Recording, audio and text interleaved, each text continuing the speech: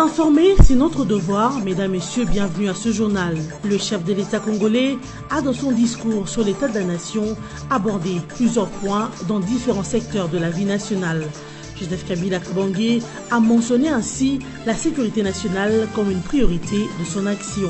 Et puis, processus électoral en RDC, les violents ne s'accordent pas entre la majorité et l'opposition. Les deux partis continuent d'alimenter le débat autour du fichier électoral, pendant que l'opposition exige les éclaircissements sur les 10 millions d'électeurs sans empreinte digitale. La majorité au pouvoir, elle, affirme la tenue des élections le 23 décembre prochain. Et enfin, dossier interdiction d'importation, de production et de commercialisation des emballages plastiques non biodégradables. Joseph Kapika promet des sanctions aux opérateurs économiques récalcitrants. Une menace issue d'une tournée effectuée par le ministre national de l'économie dans les grands centres commerciaux de Kinshasa. Renforcer la sécurité nationale sous toutes ses formes afin de protéger la population congolaise et toutes les frontières nationales, une priorité pour Joseph Kabila Kabange, qui l'a dit lors de son discours à la nation du 19 juillet dernier. Car d'après lui, c'est à travers les frontières nationales que l'ennemi attaque la République démocratique du Congo. La position géographique de notre pays, au centre du continent, partageant notre frontière avec nos voisins directs. La diversité d'opinions politiques et la pluralité de nos tribus sont certes des actes, mais aussi malheureusement des leviers sur lesquels les ennemis du Congo agissent régulièrement pour tenter de le déstabiliser, de le diviser et de se donner le moyen d'en exploiter les nombreuses ressources à ce degré.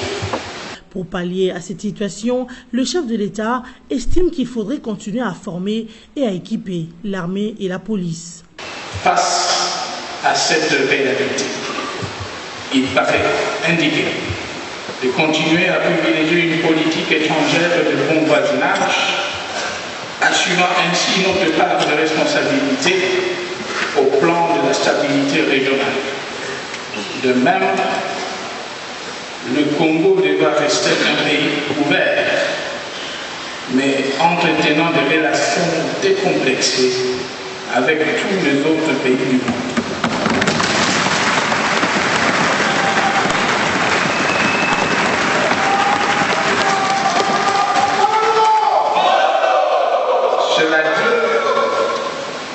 Cela dit, toute naïveté dans ce domaine est suicidaire.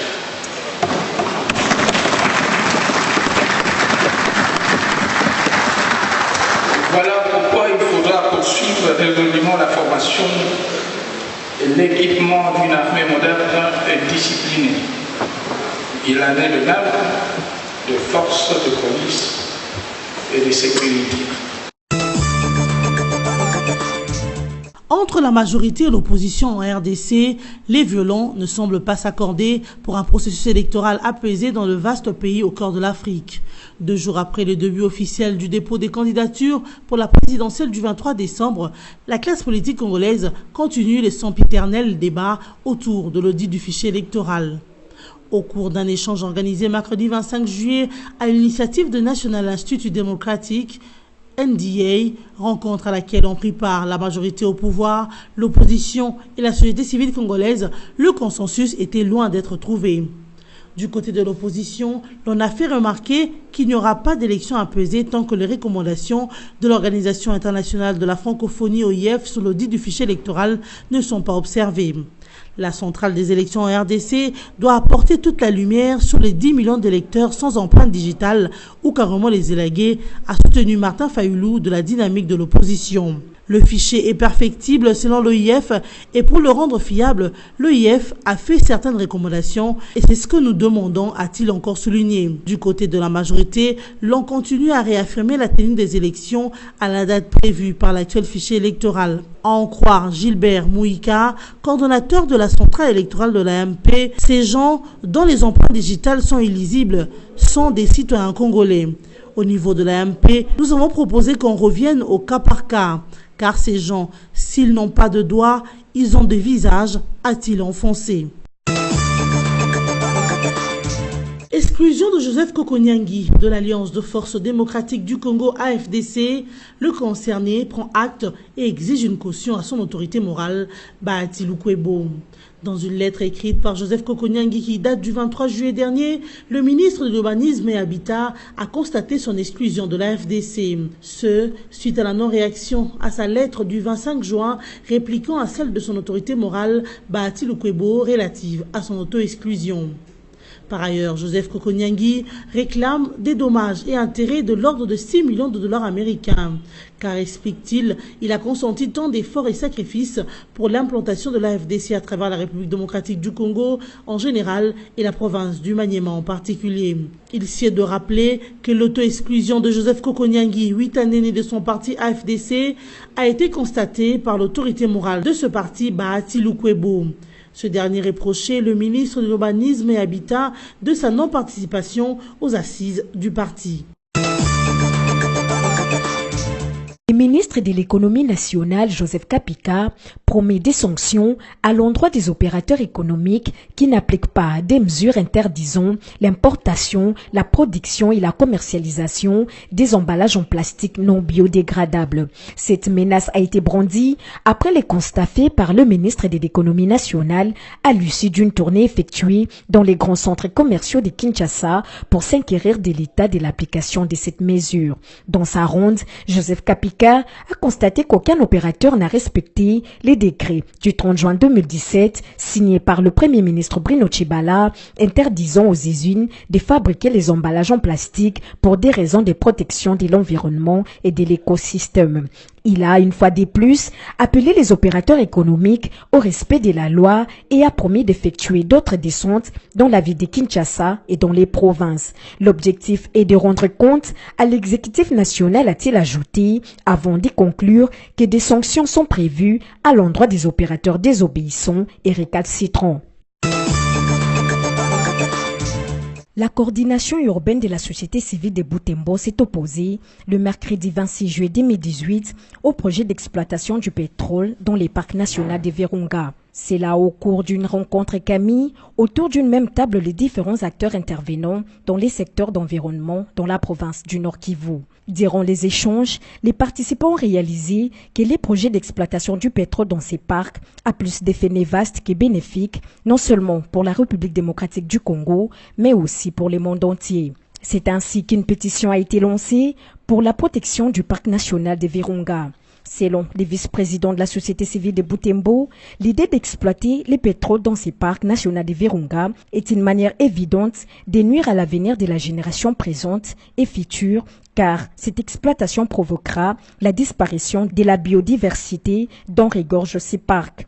La société civile espère donc obtenir un maximum de signatures pour faire échec au projet d'exploitation du pétrole dans les Virunga. La survie de ces parcs est à ces prix car il est un moyen attractif pour promouvoir le tourisme et maintenir l'équilibre écologique sur toute la planète Terre. Une fausse liste des personnalités RD congolaises qui seraient détentrices de la double nationalité circule sur les réseaux sociaux, avertit en communiqué officiel de la Direction générale des migrations DGM. De qui proviendrait la fameuse liste? Ce document, qui reprend des personnalités supposées détenir des nationalités étrangères, n'indique aucun destinataire, ne comporte pas des sceaux ni des signatures de l'autorité de la DGM, fait remarquer le directeur de cabinet du DG de la centrale migratoire. Djoko Bale Kongolo ne reconnaît pas la dite liste attribuée à la DGM et qui circule sur la toile. Il précise que le document dont question est un faux patent qui ne porte ni date ni référence, n'indique aucun destinataire et ne comporte pas des sceaux ni des signatures de l'autorité de la DGM. Le DIRCAP indique par ailleurs que les investigations se poursuivent pour que les auteurs de cette œuvre répréhensible soient recherchés et traduits en justice pour répondre de leur forfait. Cette liste a été propagée sur les réseaux sociaux les jours même de l'ouverture des dépôts des candidatures à la présidentielle et aux législatives nationales. Est-ce pour discréditer certaines personnalités, voire les disqualifier, sachant que la constitution RD congolaise actuelle exclut la double nationalité? Poser ce genre de questions, c'est déjà y répondre ou presque. Heureusement, dans cette affaire, la seule précision qui vaille est celle de la DGM qui a coupé court à la tournure que prenait déjà la circulation de cette liste sur les réseaux sociaux. La Voix des sans-voix s'inquiète de la mort de 5 détenus dans la prison centrale de Tchéla au Congo central. La VSV demande au gouvernement provincial une intervention urgente en vivres et en médicaments pour mettre fin, entre autres, à la malnutrition qui sévit au sein de la prison de Tchéla. La prison de Tchéla, construite en 1930, dispose d'une capacité d'accueil de 100 prisonniers. Par contre, actuellement, cette maison carcérale héberge plus d'une centaine de détenus abandonnés à leur triste sort face à de nombreuses maladies dangereuses et mortelles. À cela s'ajoute, entre autres, l'insalubrité des installations hygiéniques, le manque de matelas pour se coucher, l'insuffisance d'aération et d'éclairage dans les cellules ou locaux.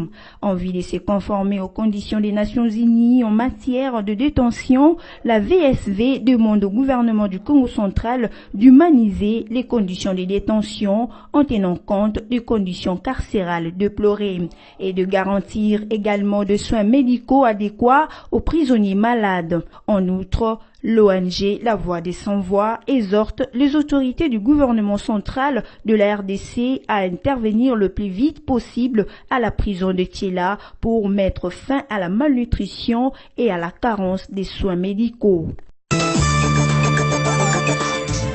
L'ancien président ivoirien Laurent Gbagbo a exhorté le juge de la CPI à prononcer son acquittement et à le libérer de la prison, argumentant que le procureur n'a pas été en mesure de prouver les accusations des crimes contre l'humanité dont il était inculpé.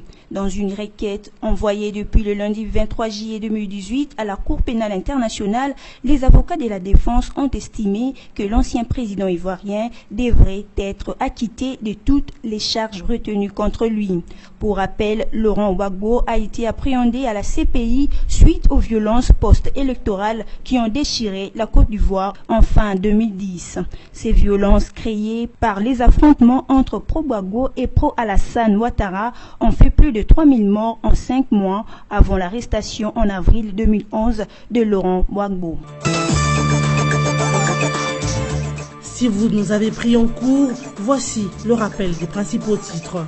Le chef de l'État congolais a, dans son discours sur l'état de la nation, abordé plusieurs points dans différents secteurs de la vie nationale. Joseph Kabila Kabange a mentionné ainsi la sécurité nationale comme une priorité de son action. Et puis, processus électoral en RDC, les violons ne s'accordent pas entre la majorité et l'opposition. Les deux partis continuent d'alimenter le débat autour du fichier électoral, pendant que l'opposition exige les éclaircissements sur les 10 millions d'électeurs sans empreinte digitale. La majorité au pouvoir, elle, affirme la tenue des élections le 23 décembre prochain. Et enfin, dossier interdiction d'importation, de production et de commercialisation des emballages plastiques non biodégradables. Joseph Kapika promet des sanctions aux opérateurs économiques récalcitrants. Une menace issue d'une tournée effectuée par le ministre national de l'économie dans les grands centres commerciaux de Kinshasa. Fin de ce journal télévisé, à très bientôt.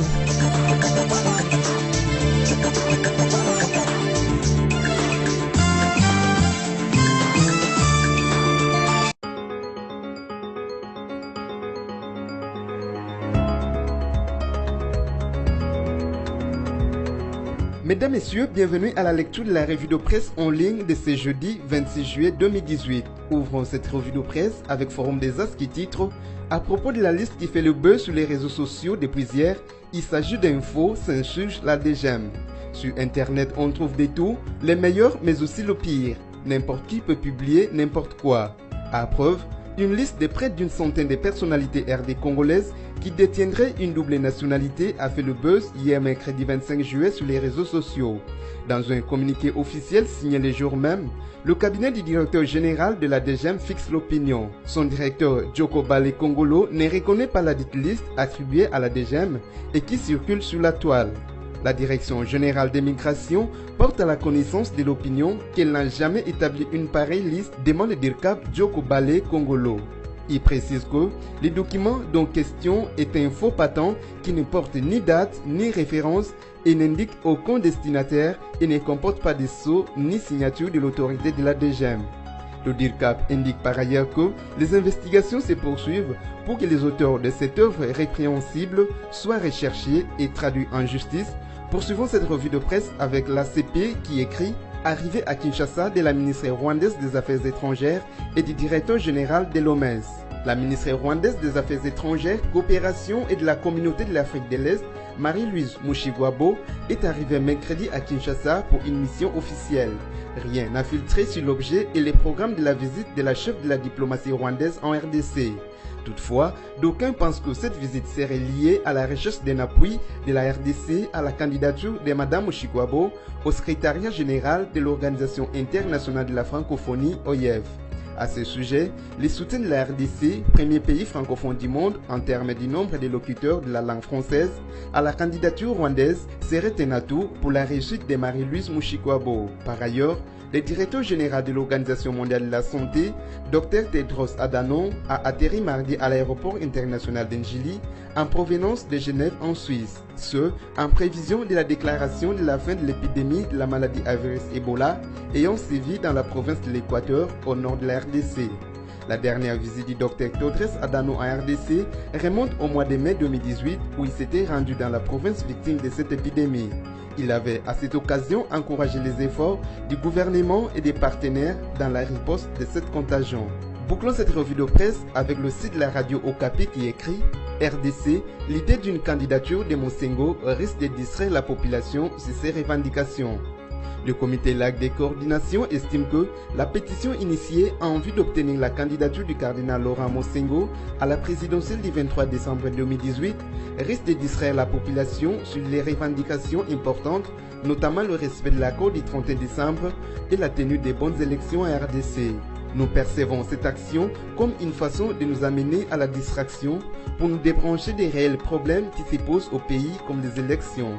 Nous craignons que cette action soit mise en place pour démobiliser les gens qui voudront prendre place aux actions futures prévues par les CLC pour réclamer la mise en œuvre de l'accord du 31 décembre et le respect de la Constitution, notamment la problématique du troisième mandat du président sortant, a commenté Jonathan Chombela, porte-parole du CLC, joint au téléphone mercredi. Pour lui, l'Église catholique n'a pas lancé un projet dans ce sens. C'est la fin de cette revue de presse. Merci à vous qui nous avez suivis.